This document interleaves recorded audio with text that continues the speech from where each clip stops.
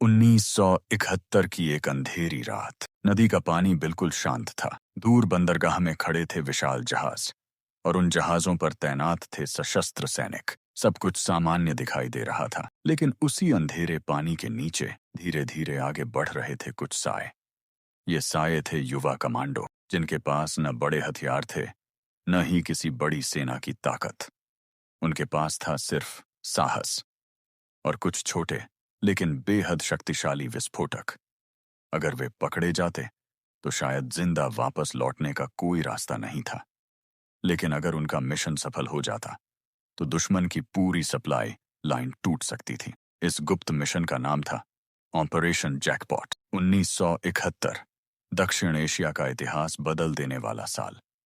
पूर्वी पाकिस्तान में हालात तेजी से बिगड़ चुके थे। राजनीतिक तनाव अब एक बड़े संघर्ष में बदल चुका था। पाकिस्तानी सेना ने पूर्वी पाकिस्तान में कठोर सैन्य कार्रवाई शुरू कर दी थी। शहरों से लेकर गांवों तक डर और अनिश्चितता फैल चुकी थी।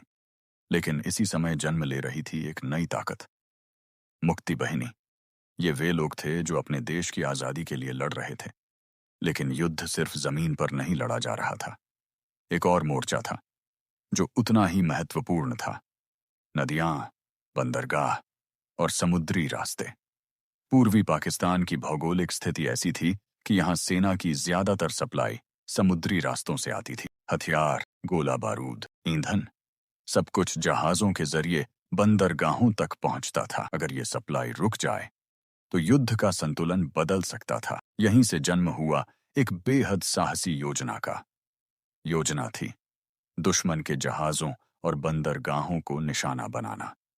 लेकिन यह काम आसान नहीं था। बंदरगाहों की सुरक्षा बेहद कड़ी थी। चारों तरफ सैनिक, गश्त करते जहाज और निगरानी चौकियां। सीधे हमला करना लगभग असंभव था। इसलिए चुना गया एक अलग रास्ता, पानी के नीचे से हमला।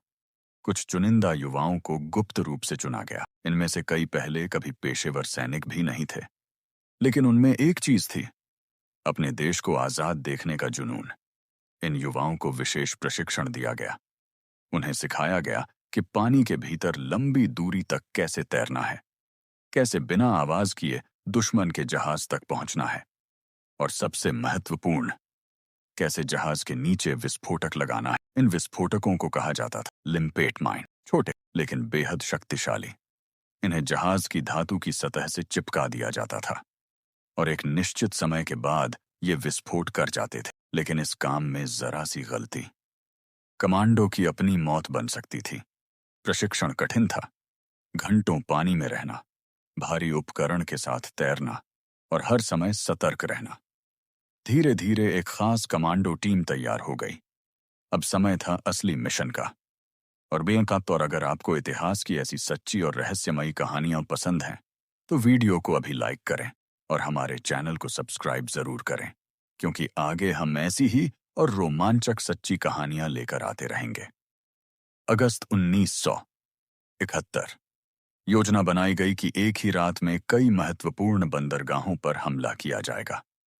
यह दुश्मन को चौंकाने के लिए जरूरी था। अगर हमला सिर्फ एक जगह होता तो बाकी बंदरगाह तुरंत सतर्क हो जाते।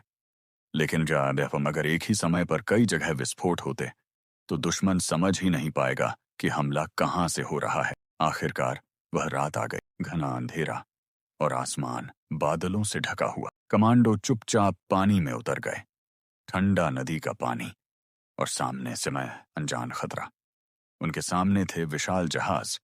ऊपर डेक पर सैनिक गश्त कर रहे थे और नीचे पानी में खामोशी से आगे बढ़ रहे थे कमांडो।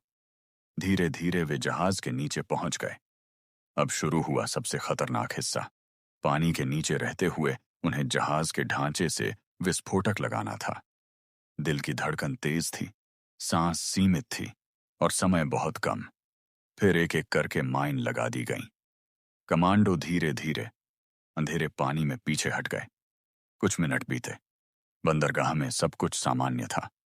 फिर अचानक एक तेज धमाका और उसके तुरंत बाद दूसरा, फिर तीसरा। पूरा बंदरगाह दहल उठा। जहाजों के अंदर अलार्म बजने लगे। सैनिक इधर उधर दौड़ने लगे। कुछ जहाजों में आग लग गई कुछ बुरी तरह क्षतिग्रस्त हो गए। किसी को समझ ही नहीं आ रहा था कि हमला कहां से हुआ, क्योंकि हमलावर तो पहले ही अंधेरे पानी में गायब हो चुके थे। ऑपरेशन जैकपॉट ने यह साबित कर दिया कि युद्ध सिर्फ बड़े हथियारों से नहीं जीता जाता।